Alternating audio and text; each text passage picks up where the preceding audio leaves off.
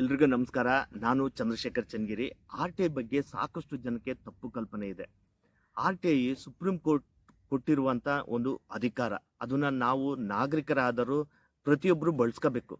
ಸರ್ಕಾರದ ಯಾವುದೇ ಯೋಜನೆಗಳ ಬಗ್ಗೆ ನಾವು ಮಾಹಿತಿ ತಿಳ್ಕೋಬೇಕು ಅಂತಂದರೆ ನಾವು ಆರ್ ಟಿ ಐ ಮೂಲಕನೇ ಹೋಗಬೇಕು. ಯಾಕಂದರೆ ಸರ್ಕಾರ ಇದನ್ನೆಲ್ಲ ಟ್ರಾನ್ಸ್ಪರೆನ್ಸಿಯಾಗಿ ತಮ್ಮ ಇಲಾಖಾ ವೆಬ್ಸೈಟ್ಗಳಲ್ಲಿ ಅಪ್ಲೋಡ್ ಮಾಡಬೇಕಾಗಿತ್ತು. ಬಟ್ ಪ್ರಸ್ತುತ ವ್ಯವಸ್ಥೆಯಲ್ಲಿ ಆ ಆಪ್ಷನ್ ಇಲ್ಲ. ಯಾವುದೋ ಕೆಲವೊಂದು ದಾಖಲೆಗಳನ್ನು ಮಾತ್ರ ಅಪ್ಲೋಡ್ ಮಾಡುತ್ತೆ. ಸಂಪೂರ್ಣ ಯೋಜನೆಗಳ ಬಗ್ಗೆ ಮಾಹಿತಿ ಆಗಬೇಕು. ಆದ್ದರಿಂದ ನಾವು ಪ್ರತಿಯೊಬ್ಬರು ಆರ್ ಟಿ ಐನ ಬಳಸಬೇಕು. ಆರ್ ಟಿ ಐ ಮೊದಲಿಗಿಂತ ಈಗ ತುಂಬ ಸರಳವಾಗಿದೆ. ಮೊದಲೆಲ್ಲ ಆರ್ ಟಿ ಐ ಅರ್ಜಿ ಹಾಕಬೇಕು ಅಂತ ಅಂದರೆ ಅದೇ ಒಂದು ದಿನ ಕೆಲಸ ಆಗ್ತಾ ಇತ್ತು. ಅಂದರೆ ಒಂದು ಲೆಟ್ರ್ ತಗೋಬೇಕು, ಆ ಲೆಟ್ರನ್ನ ಫಿಲ್ ಮಾಡಬೇಕು, ಅದನ್ನ ಹೋಗಿ ಮತ್ತೆ ಜೆರಾಕ್ಸ್ ಮಾಡಿಸ್ಬೇಕು, ಮತ್ತೆ ಒಂದು ಪೋಸ್ಟ್ ಆಫೀಸಿಂದ ಲೆಟ್ರ್ ತರಬೇಕಿತ್ತು, ಆ ಸ್ಟ್ಯಾಂಪಲ್ಲಿ ಮತ್ತೆ ಫಿಲ್ ಮಾಡಬೇಕಿತ್ತು, ಅದನ್ನ ಜೆರಾಕ್ಸ್ ಮಾಡಿ ಪೋಸ್ಟ್ ಆಫೀಸಿಗೆ ಹೋಗಿ ಪೋಸ್ಟ್ ಆಫೀಸಲ್ಲಿ ರಿಜಿಸ್ಟರ್ ಪೋಸ್ಟ್ ಮಾಡಿ ಇಷ್ಟು ಪ್ರೊಸೆಸ್ ಇತ್ತು. ಬಟ್ ಈಗ ಆಗಿಲ್ಲ. R T I online of Karnataka ಅಂತ ನೀವು ಗೂಗಲಲ್ಲಿ ಹೊಡೆದ್ರೆ ವೆಬ್ಸೈಟ್ ಓಪನ್ ಆಗುತ್ತೆ. ಆ ವೆಬ್ಸೈಟಲ್ಲಿ ನಿಮ್ಮದು ಜಿಮೇಲ್ ಐ ಡಿ ಮತ್ತು ಫೋನ್ ನಂಬರ್ ಕೊಟ್ಟರೆ ಆಟೋಮೆಟಿಕ್ಕಾಗಿ ಒಂದು ಪೇಜ್ ಓಪನ್ ಆಗುತ್ತೆ. ಅಲ್ಲಿ ನೀವು ಯಾವ ಇಲಾಖೆಗೆ ಹಾಕಬೇಕು ಅಂತ ನೀವು ಮೊದಲೇ ಡಿಸೈಡ್ ಆಗಿರೋದ್ರಿಂದ ಸರ್ಚಲ್ಲಿ ಆ ಇಲಾಖೆ ಹೊಡೆದ್ರೆ ಆ ಇಲಾಖೆ ಓಪನ್ ಆಗುತ್ತೆ. ತುಂಬ ಇಲಾಖೆಗಳು ಇರೋದಿಲ್ಲ. ಅವಾಗ ಏನು ಮಾಡಬೇಕು ಅಂತಂದರೆ ಮುಖ್ಯಮಂತ್ರಿಗಳ ಕಚೇರಿ ಅಂತ ಹೊಡೆದ್ರೆ ಆಯಿತು. ಈಗ ನಾನು ಒಂದು ಎಕ್ಸಾಂಪಲ್ ಕೊಡ್ತೀನಿ. ನಮ್ಮ ಚನ್ನಗಿರಿ ವಿಧಾನಸಭಾ ಕ್ಷೇತ್ರ ಎಷ್ಟಿದೆ, ಎಲ್ಲ ಇಲಾಖೆಗಳು 29 ಇಲಾಖೆಗಳು ಮೆನ್ಷನ್ ಮಾಡಿರಲ್ಲ. ಓಕೆನಾ? ಈಗ ನಾನು ಯಾವುದೋ ಒಂದು ಅಜ್ಜಳ್ಳಿ ಗ್ರಾಮ ಪಂಚಾಯತಿಗೆ ಬರೀಬೇಕು ಅಂತ ಅಂದ್ಕೊಳ್ಳಿ. ಯಾವುದೋ ಒಂದು ಗ್ರಾಮ, ನೀವು ಬೇರೆ ಬೇರೆ ನಿಮ್ಮ ಗ್ರಾಮದಲ್ಲಿ ಹಾಕ್ಬೋದು. ಆದರೆ ಡೈರೆಕ್ಟು ಗ್ರಾಮ ಪಂಚಾಯತಿ ಹೆಸರು ಇರಲ್ಲ. ಅವಾಗ ಅಲ್ಲಿ ಏನು ಮಾಡ್ತಾನೆ ಅಂದರೆ ತಾಲೂಕಿನಲ್ಲಿ ಇರುತ್ತೆ. ಅಂದರೆ ಪಂಚಾಯತ್ ರಾಜ್ ಅಭಿವೃದ್ಧಿ, ಗ್ರಾಮೀಣಾಭಿವೃದ್ಧಿ ಮತ್ತು ಪಂಚಾಯತ್ ರಾಜ್ ಇಲಾಖೆ ಚನ್ನಗಿರಿ ಅಂತ ಇರುತ್ತೆ. ನೀವು ಅಲ್ಲಿಗೆ ಹಾಕಿದರೆ ಅವ್ರು ನೇರವಾಗಿ ಸಂಬಂಧಪಟ್ಟ ಯಾವ ಪಂಚಾಯತಿ ಅಂತ ನೀವು ಬರೆದಿರ್ತೀರ ಅಲ್ಲಿಗೆ ಫಾರ್ವರ್ಡ್ ಮಾಡ್ತಾರೆ. ಸೊ ಈ ರೀತಿ ಪ್ರೊಸೆಸ್ ಇದೆ. ಯಾಕಂದರೆ ತುಂಬ ಇಲಾಖೆಗಳು ಸಿಗೋದಿಲ್ಲ. ಅವಾಗ ನೀವು ಕನ್ಫ್ಯೂಷನ್ ಆಗ್ಬಿಡ್ತೀರಿ, ಈ ವೆಬ್ಸೈಟಲ್ಲಿ ಇಲಾಖೆನೇ ಇಲ್ಲ ಅಂತ. ನಾನು ಮೊನ್ನೆ ಒಂದು ನೀರಾವರಿ ನಿಗಮದ ಬಗ್ಗೆ ಅರ್ಜಿ ಹಾಕಿದ್ದೆ. ಅವಾಗ ನಾನು ಶಿವಮೊಗ್ಗದ ಹುಡುಕಿದ್ರೆ ಸಿಗಲೇ ಇಲ್ಲ. ನಾನೇ ಮಾಡಿದೆ, ಮೇನ್ ಇಲಾಖೆ ಜಲಸಂಪನ್ಮೂಲ ಇಲಾಖೆಗೂ ಹಾಕಿದೆ. ಅವರೇ ಮಾಡಿದ್ರು, ಅವ್ರು ತೆಗೆದು ಫಾರ್ವರ್ಡ್ ಮಾಡಿದ್ರು. ಯಾರಿಗೆ? ಶಿವಮೊಗ್ಗ ತುಂಗಾ ಭದ್ರಾ ಮತ್ತು ಮೇಲ್ದಂಡೆ ಯೋಜನೆ ಇಲಾಖೆಗೆ ಹಾಕಿದ್ರು. ಸೊ ಈ ರೀತಿಯಾಗಿ ಇರುತ್ತೆ. ಬಟ್ ನಿಮಗೆ ಇವಾಗ ಮುಂಚೆ ಕಷ್ಟನೂ ಆಗಲ್ಲ. ಯಾಕೆ ಅಂತಂದರೆ ನೀವು ಚಾಟ್ GPT ಮತ್ತು ಜಮಿನಿಯಲ್ಲಿ ಹೋಗಿ ಯಾವ ರೀತಿ ಆರ್ ಟಿ ಐ ಅರ್ಜಿ ಬರೀಬೇಕು ಅಂತ ಕೇಳಿದರೆ ಅದೇ ನೀಟಾಗಿ ಬರ್ಕೊಟ್ಬಿಡುತ್ತೆ. ನಿಮಗೆ ಯಾವುದೇ ರೀತಿ ಕನ್ಫ್ಯೂಷನ್ನೇ ಬೇಡ. ಆಮೇಲೆ ಈ ಆರ್ ಟಿ ಐಯಲ್ಲಿ ಪ್ರಶ್ನಾರ್ಥಕ ಚಿಹ್ನೆಗಳನ್ನು ಬರಿಬಾರ್ದು. ಆಮೇಲೆ ಅದನ್ನು ನೀವು ಚಾಟ್ GPT ಜಮಿನಿಯಲ್ಲೇ ಕರೆಕ್ಟಾಗಿ ನೀವು ಬರೆದು ಕೊಟ್ಟರೆ, ನೀವು ಅಂದರೆ ಸ್ಪೆಷಲ್ ನೋಟ್ಸು ಅದನ್ನೆಲ್ಲ ರಿಮೂವ್ ಮಾಡಿ, ಪ್ರಶ್ನಾರ್ಥಕ ಚಿಹ್ನೆಗಳನ್ನ ರಿಮೂವ್ ಮಾಡಿ ಬರ್ದುಕೊಡ್ರಿ ಅಂದರೆ ಚಾಟ್ GPT ಜಮಿನಿ ಎಲ್ಲ ನೀಟಾಗಿ ಬರ್ಕೊಟ್ಬಿಡುತ್ತೆ. ಇವಾಗ ನೀವು ಯಾರನ್ನೂ ಕೇಳೋ ಅವಶ್ಯಕತೆನೇ ಇಲ್ಲ. ತಂತ್ರಜ್ಞಾನ ಸಾಕಷ್ಟು ಮುಂದುವರೆದಿದೆ. ದಯವಿಟ್ಟು ನೀವೆಲ್ಲರೂ ಪ್ರಶ್ನೆ ಮಾಡಿರಿ. ಪ್ರಶ್ನೆ ಮಾಡಿದ್ರಷ್ಟೇ ಒಂದು ಬದಲಾವಣೆ ಆಗುತ್ತೆ. ನಾನು ಸುಮಾರು ಎಷ್ಟೋ ಹಳ್ಳಿಗಳಿಗೆ ಹುಡುಗರು ಕೇಳಿದ್ದೀನಿ, ಹಳ್ಳಿಗಳಲ್ಲಿ ಒಬ್ಬರು ಇಬ್ಬರು ಅರ್ಜಿ ಹಾಕಿರಲ್ಲ. ಹಾಕಬೇಕು. ಅಲ್ಲ, ಅರ್ಜಿ ಹಾಕಿದ ತಕ್ಷಣ ನಮ್ಮನ್ನು ಎದುರಿಸ್ಬೋದು, ಆ ರೀತಿ ಮಾಡ್ಬೋದು ಅಂತೆಲ್ಲ ತುಂಬ ಜನ ಅದೊಂದು ಎಲ್ಲ ಬ್ಯಾಡ್ ಒಪಿನಿಯನ್ನು. ನೀವು ಎಲ್ಲಿವರೆಗೆ ಪ್ರಾಮಾಣಿಕವಾಗಿರ್ತೀರೋ ಅಲ್ಲಿವರೆಗೆ ನಿಮಗೆ ಯಾರೂ ಏನೂ ಮಾತು ಅನ್ನಲ್ಲ. ತಿಳ್ಕೊಳೋದು ಎಲ್ಲರ ಹಕ್ಕು, ಆಯಿತಾ?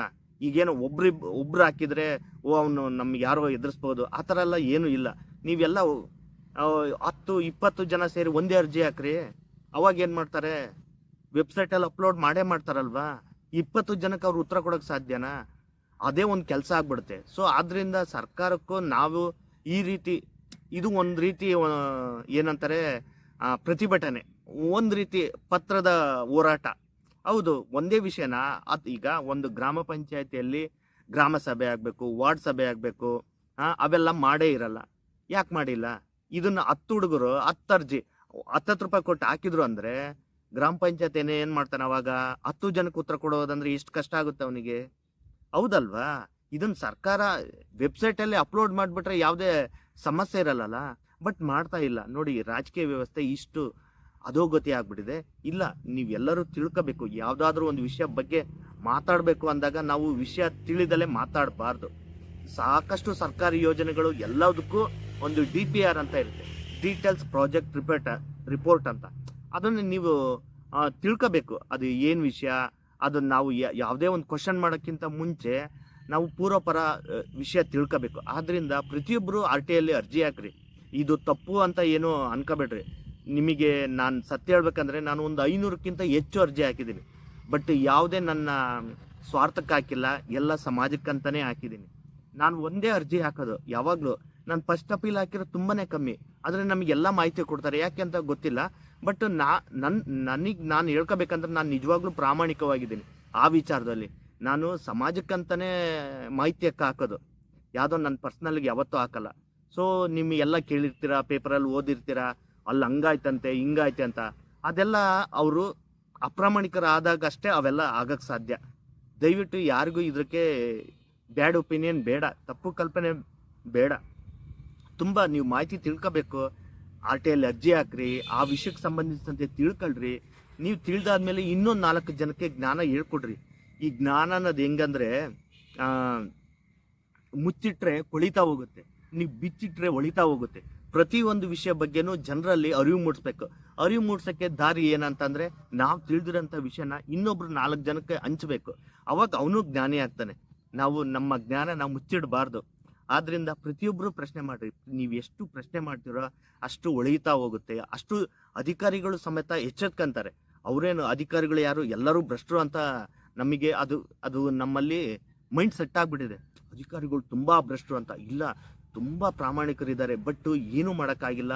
ಅವ್ರದ್ದು ಈ ವ್ಯವಸ್ಥೆಯಲ್ಲಿ ಎಲ್ಲರೂ ಸಿಕ್ಕಾಕೊಂಡ್ಬಿಟ್ಟಿದ್ದಾರೆ. ಜನಪ್ರತಿನಿಧಿಗಳು ಕೆಟ್ಟರು ಅಂತ ಹೇಳೋಕೆ ಹೋಗ್ಬೇಡ್ರಿ. ಅವ್ರು ಮಾಡಿರೋದು ನಾವೇ ಮತದಾರರು, ನಾವೇ ಮೊದಲ ಭ್ರಷ್ಟರು, ಹೌದಲ್ವಾ? ನಾವು ಓಟ್ನ ಯಾವ್ಯಾವ ವಿಚಾರಕ್ಕೆ ಓಟ್ ಹಾಕಿದೀವಿ ಅಂತ ನಮಗೆ ಗೊತ್ತಲ್ವಾ? ಹೇಳೋದೇನು ಬೇಡ ಅಲ್ವಾ? ಸೊ ಆದ್ದರಿಂದ ಮಾಹಿತಿನ ಪ್ರತಿಯೊಬ್ಬರು ತಿಳ್ಕೊಳ್ರಿ. ಅದು ತಿಳ್ಕೊಂಡಾಗ ನಿಮ್ಮಲ್ಲಿ ಜ್ಞಾನ ಜಾಸ್ತಿ ಆಯ್ತು. ಇದನ್ನು ನೀವು 4 ಜನಕ್ಕೆ ಹೇಳ್ಕೊಡ್ರಿ. ಖಂಡಿತ RTI ಬಗ್ಗೆ ಯಾರು ತಪ್ಪು ಕಲ್ಪನೆ ಬೇಡ. ನಿಮಗೆ ತಿಳ್ಕೊಳಕ್ಕೆ ಯಾಕೆ ಸಮಸ್ಯೆ? ಊರಲ್ಲಿ ಹೇಳ್ಬೋದು, ನೋಡ್ರಿ ಅವನು RTI ಅರ್ಜಿ ಹಾಕಿದಾನೆ ಅಂತ ಬಿಡಿ, ಹೇಳಿ. ನಾವು ತಿಳ್ಕೊಬೇಕಲ್ವಾ? ನಾವೇ ಯಾವಾಗ ತಿಳ್ಕೊಳೋದು, ಯಾವಾಗ ಕಲಿಯೋದು ಅಂತ. ಆದ್ರಿಂದ ಪ್ರತಿಯೊಬ್ಬರು ಪ್ರಶ್ನೆ ಮಾಡಿ. ನೀವು ಪ್ರಶ್ನೆ ಮಾಡಿದ್ರೆ ಖಂಡಿತ ಬದಲಾವಣೆ ಆಗುತ್ತೆ. ನಾವು ಬದಲಾವಣೆಗೆ ನಾವು ಮುನ್ನುಡಿ ಬರೀಲೇಬೇಕು. ನಾವು ಇಲ್ಲ ಅಂದರೆ ಇದನ್ನೇ ನಾವು ನೋಡ್ಕೊಂತ ಇನ್ನೊಬ್ಬ ಏನೋ ಮಾಡಿದ, ಅವನೇನೋ ಮಾಡಿದ ಅಂತ ಬರೀ ಅವ್ರ ಬಗ್ಗೆ ಚರ್ಚೆ ಮಾಡ್ತಾ ಹೋಗ್ತೀವಿ. ಎಷ್ಟೋ ಶಾಲೆಗಳು ಅಭಿವೃದ್ಧಿ ಆಗಿಲ್ಲ, ಆಸ್ಪತ್ರೆಗಳು ಅಭಿವೃದ್ಧಿ ಆಗಿಲ್ಲ, ರಸ್ತೆಗಳು ಗುಂಡಿ ಬಿದ್ದಿದ್ದಾವೆ. ನಮಗೆ ಸಿಗಬೇಕಾದ ಎಷ್ಟೋ ಯೋಜನೆಗಳ ಬಗ್ಗೆ ನಮಗೆ ಗೊತ್ತೇ ಆಗಲ್ಲ. ನಾವು ಯಾವಾಗಲೂ ಇನ್ನೊಬ್ಬನ ನಾಯಕನ ಫಾಲೋ ಮಾಡ್ತಾ ಇದ್ದೀವಿ. ಇಲ್ಲ, ಈ ನಾಯಕತ್ವ ನಾವೇ ತಗೊಳ್ಳೋಣ. ಎಲ್ಲರೂ ನಾಯಕರಾಗಬೇಕು. ಇನ್ನೊಬ್ರು ಕೇಳೋಂಥ ಅವಶ್ಯಕತೆ ಇಲ್ಲ. ಯಾಕಂದರೆ ಈಗ ಟೆಕ್ನಾಲಜಿ ತುಂಬ ಫಾಸ್ಟ್ ಆಗಿದೆ. ನೀವು ChatGPT, ಜೆಮಿನಿಯಲ್ಲಿ ಕೇಳಿ, ನಿಮ್ಗೆ ಏನು ಬೇಕೋ ಅದನ್ನ ಎಲ್ಲದೂ ಕೇಳುತ್ತೆ. ಸ್ಟೆಪ್ ಬೈ ಸ್ಟೆಪ್ ಕೇಳಿ. ನಿಮಗೆ RTI ಅರ್ಜಿ ಹಾಕಕ್ಕೆ ಬರಲಿಲ್ಲ ಅಂತಂದರೆ ಜಸ್ಟ್ ಅದನ್ನು ಓಪನ್ ಮಾಡಾದ್ಮೇಲೆ ಸ್ಕ್ರೀನ್ಶಾಟ್ ಹೊಡೆದು ಜಮೀನಿಗೆ ಹಾಕ್ರಿ. ಮುಂದೆ ಏನು ಮಾಡಬೇಕು ಅಂತ ಅದು ಡೀಟೇಲ್ ಹೇಳ್ತಾ ಬರುತ್ತೆ. ಅದು ಅರ್ಜಿ ತುಂಬ ಆದ್ಮೇಲೆ ಮುಂದೇನು ಮಾಡಬೇಕು ಅಂತ ಕೇಳಿ. ತುಂಬ ಬ್ರೀಫಾಗಿ ಹೇಳ್ಕೊಡುತ್ತೆ. ಕೊನೆಗೆ 10 ರೂಪಾಯಿ ಸ್ಟಾಂಪು. ನಿಮಗೆ 10 ರೂಪಾಯಿದಲ್ಲಿ ಫೋನ್ಪೇ ಮಾಡ್ಬೋದು. ಈಗ ಸ್ಟಾಂಪ್ ಎಲ್ಲ ಇಲ್ಲೇ ಇಲ್ಲ, ಫೋನ್ಪೇ ಮಾಡ್ಬೋದು. ಓಕೆ, ನಿಮ್ಮ RTI ಅರ್ಜಿ ನಿಮಗೆ ಸಿಗಬೇಕಾದ ಮಾಹಿತಿ ಖಂಡಿತ ಸಿಗುತ್ತೆ. ನಿಮ್ದು ಯಾವುದೇ ಪ್ರಶ್ನೆ ಇದ್ದರೆ ನನ್ನ ಯೂಟ್ಯೂಬ್ ಚಾನಲಲ್ಲಿ ಕೆಳಗಡೆ ಕಮೆಂಟ್ ಹಾಕ್ರಿ. ನನಗೆ ಸಾಧ್ಯವಾದಷ್ಟು ನಾನು ನಿಮಗೆ ಉತ್ತರ ಕೊಡುವ ಪ್ರಯತ್ನ ಮಾಡ್ತೀನಿ. Thank you very much. ಎಲ್ಲರಿಗೂ ಒಳ್ಳೆಯದಾಗಲಿ. ನಮಸ್ಕಾರ.